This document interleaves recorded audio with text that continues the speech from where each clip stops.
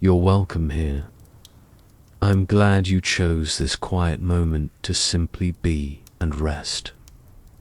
Right now, a small mountain cabin rests beneath a steady fall of snow, tucked among tall pine trees that barely move in the night air. The world outside feels softened, as if sound itself has slowed down, held gently by the cold. Inside, the cabin is calm and warm.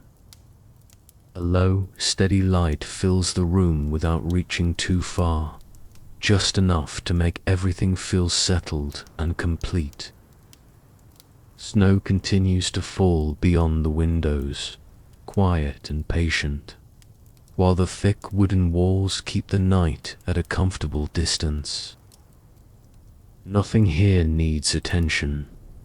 Nothing is waiting to happen. You can sense the stillness in simple details. A warm drink sits nearby, untouched, giving off a faint sense of comfort rather than urgency. A coat rests where it was left earlier.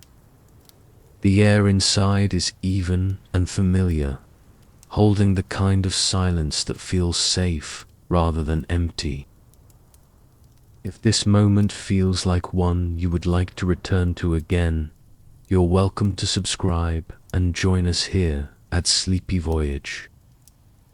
And if you feel like sharing, I would love to know where you're listening from tonight. Many people leave a quiet comment, and it's comforting to see how far this calm reaches. For now, there's nothing you need to do. The cabin remains steady. The snow continues its slow descent through the trees. The light stays exactly as it is. You can simply remain here, letting the night unfold at its own gentle pace, knowing this place will not ask anything of you as the quiet carries on. The cabin sits in a small clearing where the forest opens just enough to let moonlight through when the clouds permit. Tonight, there is no moon, only the even glow of snow-covered ground reflecting what little light exists.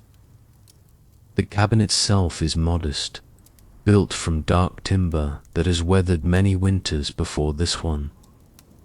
The roof wears a thick blanket of fresh snow, undisturbed except where warmth from inside has caused the slightest melting near the chimney. A single window on the front wall holds a soft amber glow from within. The glass is old, slightly uneven, creating small distortions in the light that make it seem alive, breathing almost. Through that window, shadows move gently across wooden walls inside, cast by something unseen but constant. There is no hurry in those movements, no purpose beyond existing. The pines surrounding the clearing stand tall and still, their branches weighted down with snow that has not yet fallen.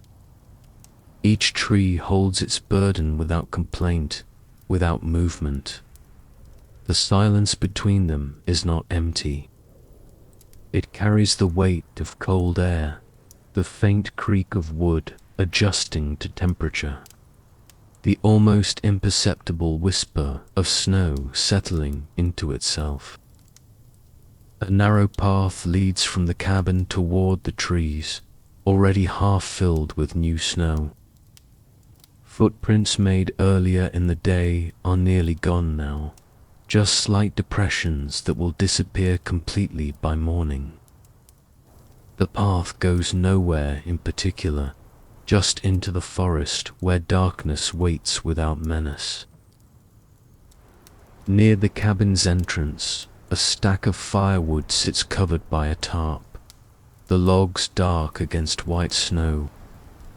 Some pieces have been moved recently, disturbing the snow that had gathered on top, revealing the weathered canvas underneath. The wood itself is dry, seasoned, ready to burn without complaint when needed. The cabin's door is closed, but not locked. There are no locks here. The windows are frosted at the edges where cold meets warmth, creating patterns that look almost deliberate, like careful brushwork across glass. In daylight, these patterns might catch attention, invite examination. Now, they simply exist, adding texture to the amber glow without demanding notice. Inside, the space is small but sufficient. The walls are unfinished timber, showing the grain and knots that formed over decades of slow growth. The floor is the same, worn smooth in places where feet have passed most often, still rough elsewhere. A single room serves all purposes, with a small loft visible above, accessible by a ladder whose rungs are polished from use. The light comes from a wood stove in the corner, its door slightly open to reveal the quiet dance of flames within. The fire is not large, does not roar or snap dramatically. It simply burns, converting wood to heat and light with steady patience. Occasionally, a log shifts as it burns through, settling deeper into the coals with a soft sound that barely disturbs the silence. Near the stove, a chair sits angled toward the warmth, its wooden frame simple and solid. The seat shows wear, shaped gradually by bodies that have rested there before. A blanket drapes over one arm, thick wool that has softened with age and use. The chair faces the stove, but also the window, allowing a view of both fire and falling snow without turning. On a small table beside the chair, the mug of tea continues cooling, steam rising in thin wisps that catch the firelight before dissolving into air. The ceramic is thick, handmade perhaps, with a glaze that has crazed over time into fine lines. The tea itself is dark, untouched, its surface perfectly still. A person sits in the chair now, though they have been there so quietly that noticing them takes a moment. They are neither young nor old, dressed in layers that speak of practical warmth rather than style. Their hands rest in their lap, fingers loosely interlaced, no tension visible in the posture. They are looking at the fire, or perhaps through it, to something else entirely. Their breathing is even barely visible in the movement of shoulders beneath worn flannel. There is no fidgeting, no adjustment of position, no reaching for the tea or the book that lies closed on the floor nearby. They simply sit, allowing the warmth to reach them, allowing the silence to settle around them like the snow settles on the roof above. In the fireplace, the flames move through shades of orange and yellow, occasionally touching blue at the base where heat is most intense.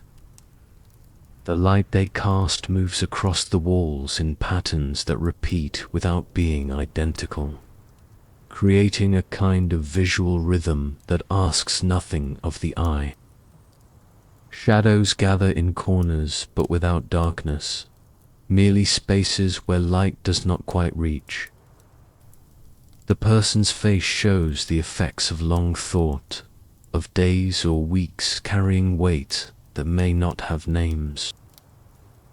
There is no obvious sadness, no clear joy, just a kind of quiet that comes from being tired in ways that sleep alone cannot fix. Their eyes follow the fire without tracking any particular detail, simply watching the movement because it is there and requires nothing in return. Outside, the snow continues. Each flake follows its own path down, affected by air currents too subtle to predict, landing where gravity and chance dictate. The accumulation is gradual, measured in hours rather than minutes. By morning, the clearing will wear several more inches. The path will be entirely filled. The cabin will sit even deeper in its white surround.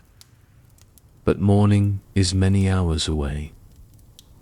For now, there is only this moment, stretching forward without urgency, without destination.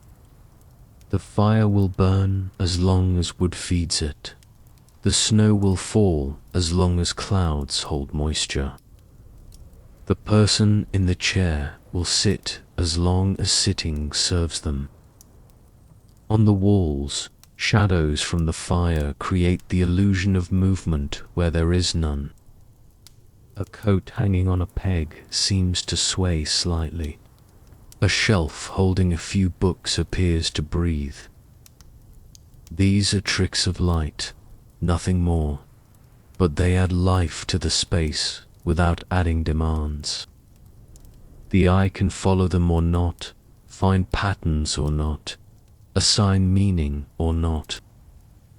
The floor creaks occasionally as wood adjusts to the warmth inside versus the cold outside, expanding and contracting in its eternal negotiation with temperature. These sounds are sharp but not startling, simply part of the cabin's vocabulary, its way of speaking without words.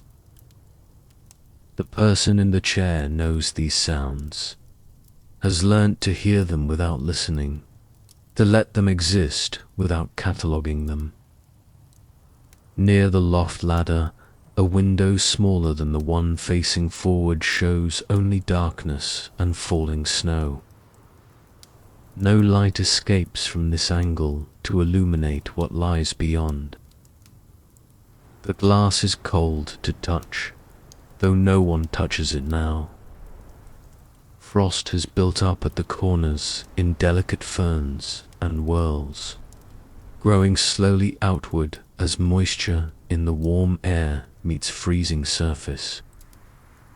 The person shifts slightly, the first movement in many minutes. Not a large shift, not uncomfortable, just a small adjustment of weight from one side to the other. The chair accepts this without sound. The blanket slips an inch down the armrest. These small changes ripple through the stillness without disturbing it, like stones dropped in still water, creating circles that expand and fade. Their hands separate, one reaching slowly toward the mug of tea. The fingers wrap around the ceramic, testing temperature more than preparing to drink. The warmth has faded to tepid, neither hot nor cold, a neutral state that mirrors the person's own energy. They do not lift the mug, do not bring it to their lips. After a moment, the hand returns to their lap. The tea remains where it is. Time here does not move the way it does elsewhere. Minutes might be longer or shorter. Hours might compress or expand. Without clocks ticking or obligations waiting, time becomes something felt rather than measured. The fire burns through another inch of log. The snow adds another layer to what has already fallen. These are the only markers, and they ask nothing of anyone. The person's gaze moves from the fire to the window. Outside, the snow falls through darkness, visible only as lighter streaks against black air. Each flake catches whatever light exists, holds it briefly, releases it as it continues falling. There is something hypnotic in this, something that allows the mind to rest, not by forcing thought away, but by giving it something so simple to watch that ought becomes unnecessary. The pines beyond the clearing are barely visible, just darker shapes against dark sky. They stand as they have stood for decades, growing imperceptibly, holding their place against wind and weather, asking nothing from the forest around them. The person watches them without seeing them clearly, understanding their presence more than their form. Inside the cabin, the air has taken on the smell of burning wood, not sharp or acrid, but rich and organic. It is the smell of maple or birch, woods that burn clean and steady, releasing scents accumulated over years of growth. Beneath that fainter, there is the smell of wool from the blanket, of old paper from books on the shelf, of tea leaves steeping in water that is no longer hot. These scents layer over each other without competing, each occupying its own space in the air. They do not demand attention, do not trigger memories aggressively, simply exist as part of the environment, as integral as the warmth or the light. The person breathes them in without noticing, without cataloguing, letting them be part of the moment without needing to be more. The fire settles again, a log breaking partially and sliding deeper into the coals. Small sparks rise briefly, glowing orange-red before cooling to grey and disappearing.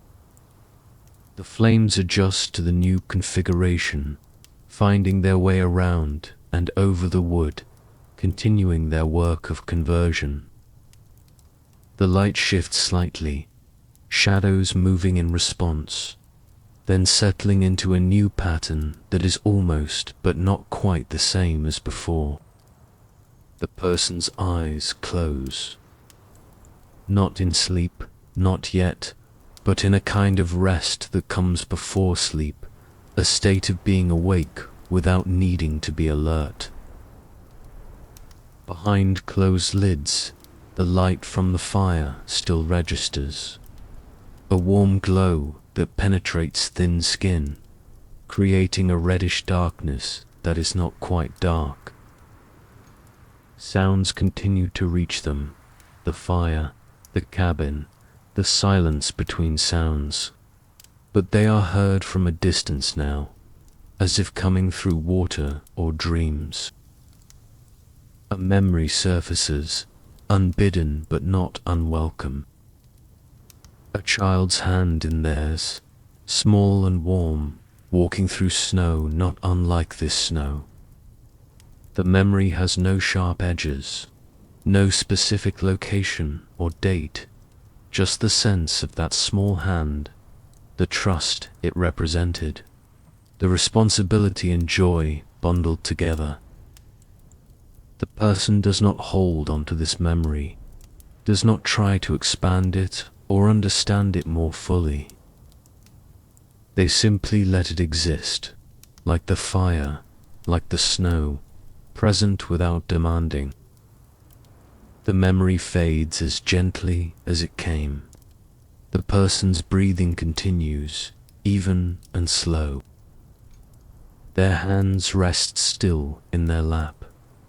The fire burns. The snow falls. The cabin holds all of this without comment. Without judgment, simply being what it is. A small space of warmth in a cold night. A place where time moves differently. Where rest becomes possible not through effort but through permission. Another log would fit in the stove, but there is no urgency to add it. The fire has enough fuel to continue for some time, and when it needs more, more will be added.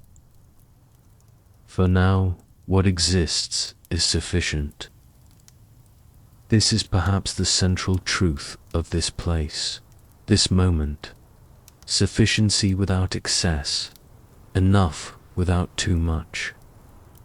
The wool blanket slides a bit further down the armrest, its weight pulling it gradually toward the floor. The person does not notice or does not care.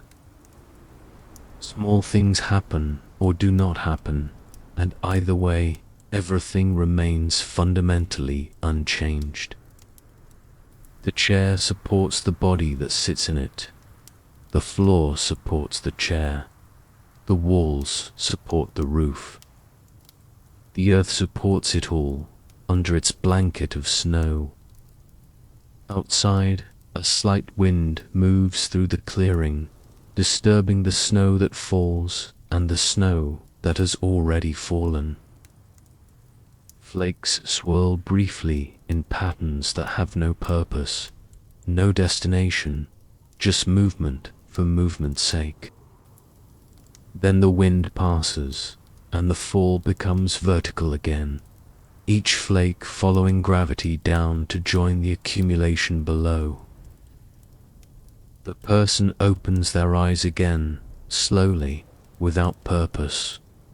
The fire is still there, still burning. The snow is still falling. Nothing has changed, and this is exactly right. They reach for the tea again, and this time they lift it, bring it to their lips, take a small sip. The liquid is barely warm now, more temperature of the room than temperature of fresh tea, but they drink it anyway. Not for warmth or for taste, just as something to do in this moment of being awake. They set the mug back down, hands steady, movement deliberate and slow. There is no spillage, no sound beyond the soft contact of ceramic against wood. Their hand returns to their lap. Their eyes return to the fire. The moment closes around these small actions, incorporating them without changing. The firelight continues its dance across the walls, across the person's face, creating shadows that deepen the lines around their eyes, their mouth marks left by years of expressions, of smiles and frowns, and all the small movements that faces make in response to life. In this light, those lines seem less like evidence of age and more like evidence of living, of being present for all the moments that led to this one. A sound from the loft, wood, settling, or something else, brief and unexplained. The person's eyes move upward, but without concern, without the need to investigate. They know this cabin, know its sounds, know what requires attention and what does not. This sound does not. After a moment, their eyes return to the fire, and the sound is forgotten. Not because it was unimportant, but because it was complete, requiring nothing beyond its occurrence. The blanket finishes its slow slide and puddles on the floor beside the chair. The person looks down at it, considering. They could reach for it, return it to the armrest, wrap it around their shoulders against a cold that is not really there. Instead, they leave it. The room is warm enough. The floor is a fine place for a blanket to rest. Everything does not need to be in its assigned place, does not need to be tidied or organized. Sometimes things can simply be where they land. This small decision or non-decision carries a kind of freedom. Permission to let things be imperfect, unfinished, in process. The cabin does not judge. The fire does not care. The snow certainly does not notice. Only the person might judge, And in this moment, they choose not to. They choose to let the blanket lie there, to let the tea grow cold, to let themselves sit without agenda or plan. Minutes pass. The fire burns lower, flames shrinking as fuel is consumed. But the coals beneath grow brighter, hotter, doing their invisible work of maintaining warmth. The light in the room dims slightly, but does not disappear. Shadows deepen, but not threateningly. Everything adjusts, adapts, continues. The person's head tilts back slightly, resting against the chair's high back.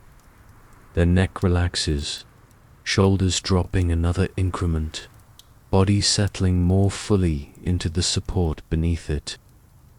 Their eyes remain open, but barely, lids heavy, vision soft and unfocused. They are still awake, but the boundary between waking and sleeping is thinning, becoming permeable, less a line and more a gradual transition. Outside, the snow has created a world of muffled sound. What noises might exist beyond the clearing? Animals moving through the forest wind in trees farther away are absorbed by the thick accumulation before they can reach the cabin. The silence is not complete, but it is profound.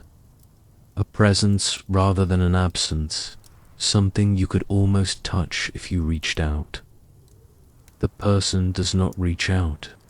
They sit, they breathe, they exist in this moment that stretches on without urgency. Time has become irrelevant, a concept from another place, another life. Here there is only now, and now is sufficient, complete, asking nothing more than to be experienced as it is.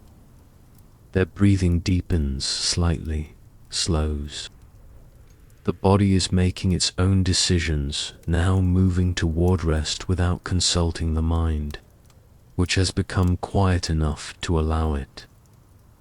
Muscles relax in sequence, starting from the feet and moving upward, each group releasing tension it may not have known it carried.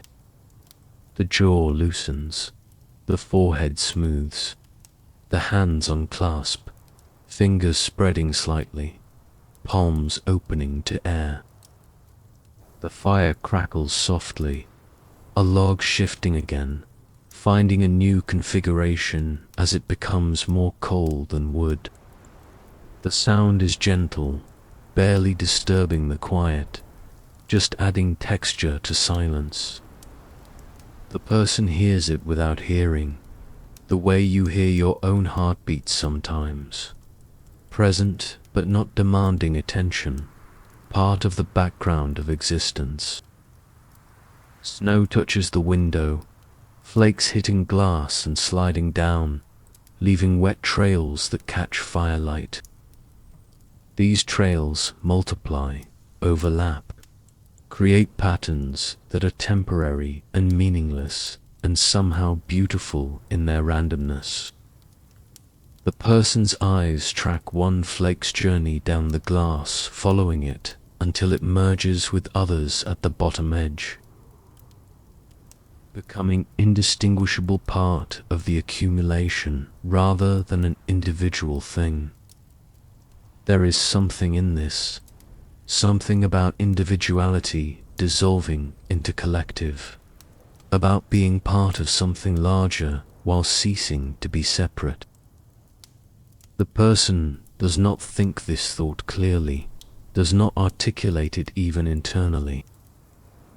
They simply feel it, in the way you feel things when the mind is quiet enough to let feeling exist without interpretation.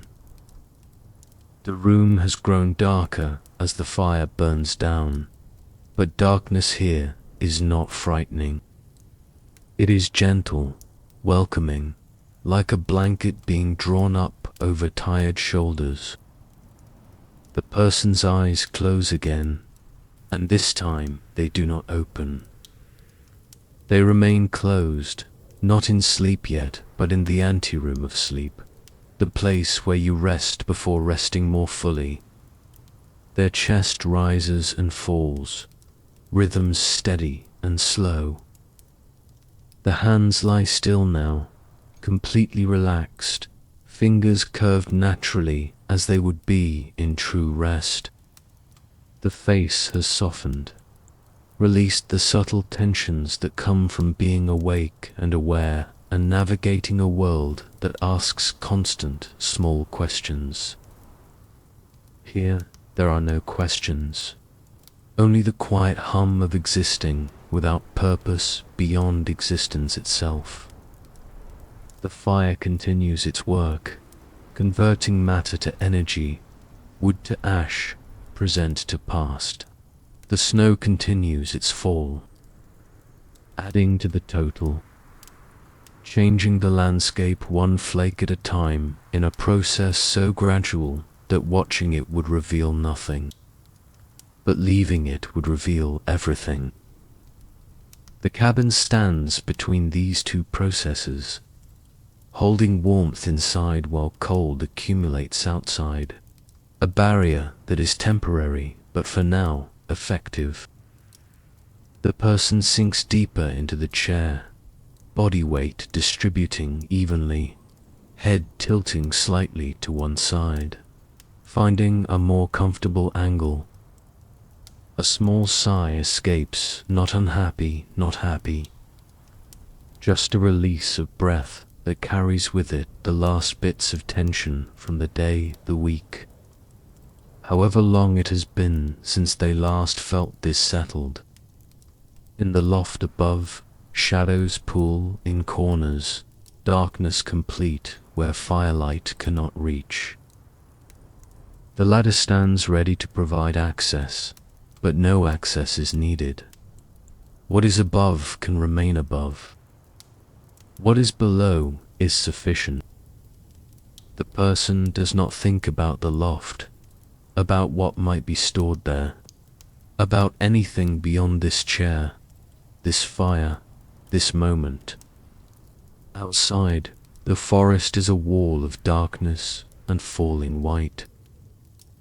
Trees that seemed separate in daylight have merged into a continuous boundary, marking where the clearing ends and the wild begins. But wild is perhaps the wrong word. There is nothing threatening in that darkness, nothing waiting to emerge or attack. It is simply the forest being itself, existing in its own right, indifferent to the small human shelter at its edge. The person's breathing has become almost imperceptible now, so slow and quiet that in the silence between breaths they might not be breathing at all. But they are. Life continues, the body performing its essential functions without requiring conscious direction or awareness. Heart beats, blood flows, cells do their work of maintenance and repair. All of this happens in the background, allowing the foreground to be this perfect, profound quiet. A coal shifts in the stove, settling into the ash below with a soft whisper of sound. The fire is mostly coals now, glowing red and orange, radiating heat without flame, a different kind of fire but no less real. The light has dimmed to a soft red glow that barely reaches the walls, that creates more shadow than illumination, that invites rest rather than wakefulness. The person's face in this light is peaceful, the lines smoothed, the usual expressions erased by relaxation. They could be any age, any person, anyone who has ever been tired and found a place to rest. Anyone who has carried weight and set it down, anyone who has needed silence and found it waiting. In this moment, they are universal and they are singular, both at once, paradox without conflict. Time continues its strange behavior, moving without moving, present without presence. The night has length, duration, but experiencing it from inside this cabin, from inside this state of almost sleep, time becomes irrelevant. Whether minutes or hours pass makes no difference. The snow will still be falling. The fire will still be glowing. The chair will still be holding this weight of a body at rest. The person's hands twitch slightly, fingers curling and relaxing. The small movements of a body in the borderland between waking and sleeping. Dreams may be approaching or not. The mind may be presenting images or not. From outside, there is no way to know and no need to know. Their face remains peaceful, breath remains steady, presence remains settled. Outside, clouds have thinned slightly, allowing starlight through in places. The snow continues, but lighter now, less dense, each flake more visible in its individual journey down. The white surface of accumulated snow catches this faint starlight, reflects it back, creates a subtle glow that is neither light nor dark, but something between, a quality unique to snow under night sky. The cabin windows show this glow, the glass becoming less opaque as the light source changes. Inside, the person does not notice. Their eyes are closed, their awareness turned inward or perhaps nowhere at all, simply existing without direction or focus. The boundary between inside and outside, between self and environment, has become thin, permeable, less a division and more a gradation. The fire in the stove is mostly ash now, with a few stubborn coals still glowing deep within the grey. The heat it provides is less than before, but still present, still sufficient to keep the room at a temperature that allows comfort. The person does not shiver, does not draw closer, remains exactly as they are, the balance between warmth and cool holding them in perfect stasis. Their head is tilted further, neck bent at an angle that might be uncomfortable if maintained long, but for now simply is. One hand has slipped from their lap, arm hanging alongside the chair, fingers brushing the fallen blanket on the floor. The touch is incidental, unintentional, unnoticed. The blanket is just wool, the fingers just skin, the contact just physics. In the dying firelight, the room has transformed. What was clear is now suggested. What was solid is now hinted at. Edges have softened, surfaces have blended, the world has become less defined and more impressionistic. This is the world seen through almost closed eyes, through the filter of exhaustion and release, through the lens of letting go. The person's breathing catches slightly, a small hitch that might indicate dreaming or might indicate nothing at all. Their lips part, close, part again. A word might form, might be spoken in a voice too quiet to hear, or might not. The body makes its small adjustments, its tiny movements, navigating the geography of sleep. Above the loft is completely dark now, the fire's light no longer reaching that height. It exists in its own night, its own silence, a space within a space. doubling the layers of shelter between the person and the cold outside. Roof, loft, room, chair, the body's own boundaries, all these layers creating distance from the elements. The snow on the roof has accumulated to a thickness that provides insulation, another layer of protection, accidental but effective.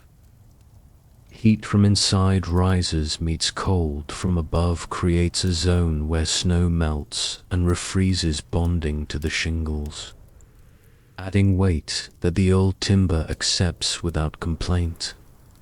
The cabin has carried heavier loads. This snow is nothing it cannot handle. The person's body has achieved a stillness that is almost complete.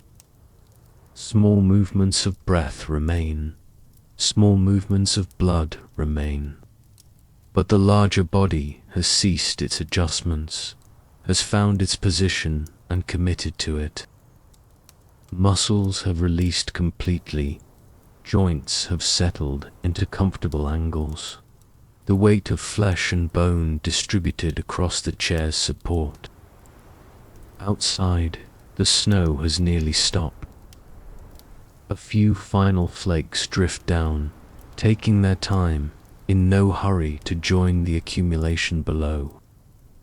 The air between earth and cloud is clearing, temperature dropping further as the insulating effect of falling snow diminishes. Cold settles in, sharp and clean, the kind of cold that preserves rather than destroys. The person does not feel this cold. Inside the cabin, inside their layers, inside the cocoon of exhaustion and rest, they are held in perfect temperature, neither too warm nor too cool, just right for a body that has stopped fighting, stopped monitoring, stopped managing. The body has been given permission to simply be, and it has accepted. Their face in the last of the firelight is untroubled. Whatever thoughts moved through their mind earlier have departed or dissolved. Whatever weight they carried has been set down, at least for now, at least for this night. The morning may bring it back, may require it to be picked up again. But morning is many hours away, and those hours belong to rest. The fire's last coal glows its final glow, heat continuing even as light fades. The room darkens incrementally, shadows merging with darkness, distinction between the two becoming meaningless. The person does not notice this transition from dim to dark. Their eyes are closed. Their awareness is elsewhere or nowhere. They have crossed the threshold they were approaching, have moved from the state before sleep to sleep itself. Their breathing is barely audible now, just the faint whisper of air moving in and out. The most basic rhythm of life continuing its pattern without thought or effort. The chest rises, falls, rises again, each cycle complete in itself, asking nothing of the next, requiring nothing of the last.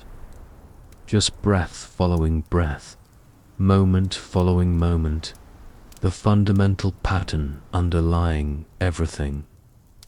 The cabin holds them, the chair supports them, the night surrounds them. The snow covers the world outside, making it new, making it clean, erasing the marks of the day and the days before. When morning comes, everything will be white, blank, a fresh start whether wanted or not. But morning is not yet. For now, there is only this darkness, this quiet, this complete and perfect rest. The person sleeps, the fire dies, the snow stops, the stars emerge fully now, visible through thinning clouds.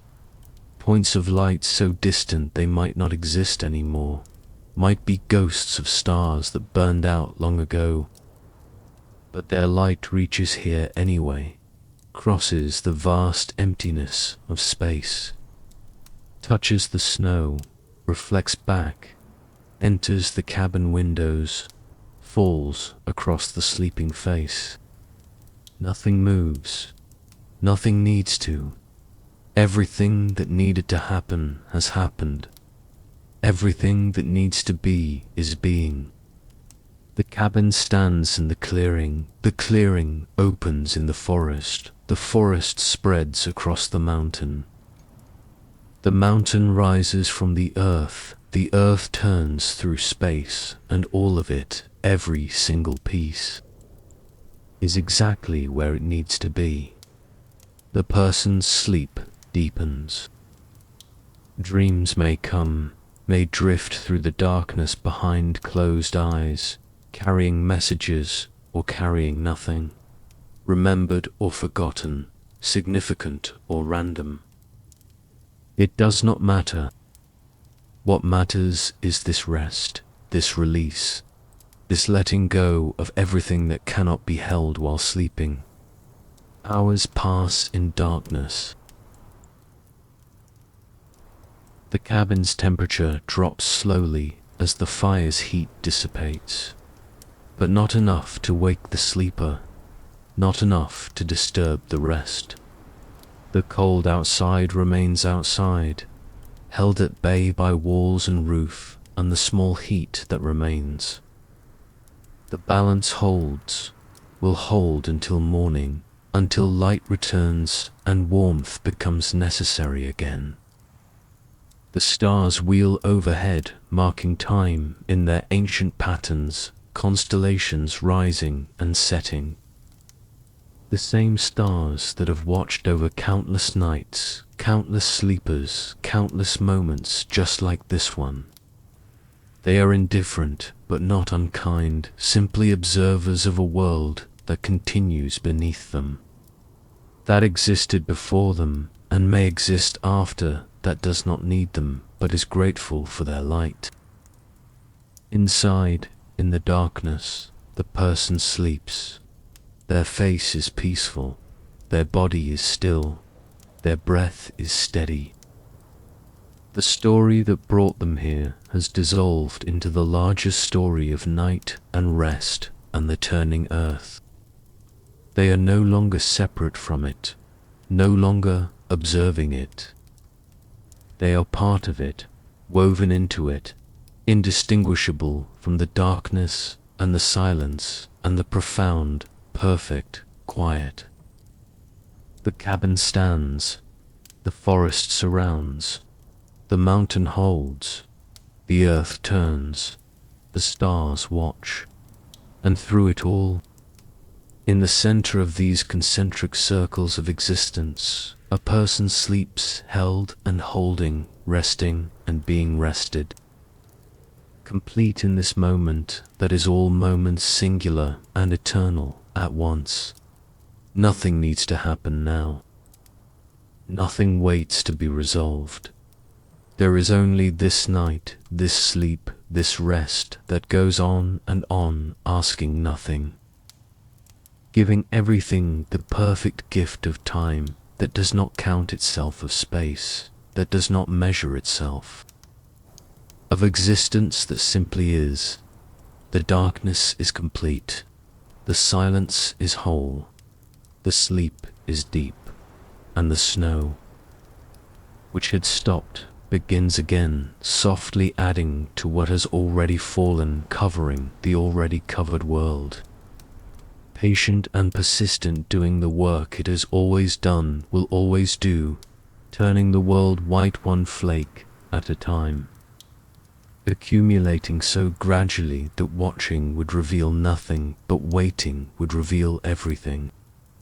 The person does not see this, does not need to.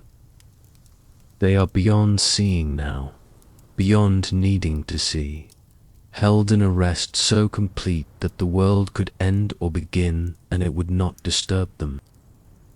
This is the gift of true sleep, true rest, the ability to let go so completely that existence continues without you needing to witness it. The cabin stands through the night. The person sleeps through the night. The snow falls through the night. And all of it. Every piece continues its ancient dance, the dance of being and not being, of presence and absence, of sleep and wakefulness, all happening simultaneously, all perfectly balanced, all exactly as it should be. Morning will come eventually. Light will return. The person will wake. But that is another story, another time, another moment that has not arrived and does not need to arrive yet. For now, there is only this perfect darkness, this perfect silence, this perfect rest, and it is enough. It has always been enough. It will always be enough. The story sleeps with the sleeper. The words rest with the body. The night holds everything, asks nothing, gives freely, and continues on.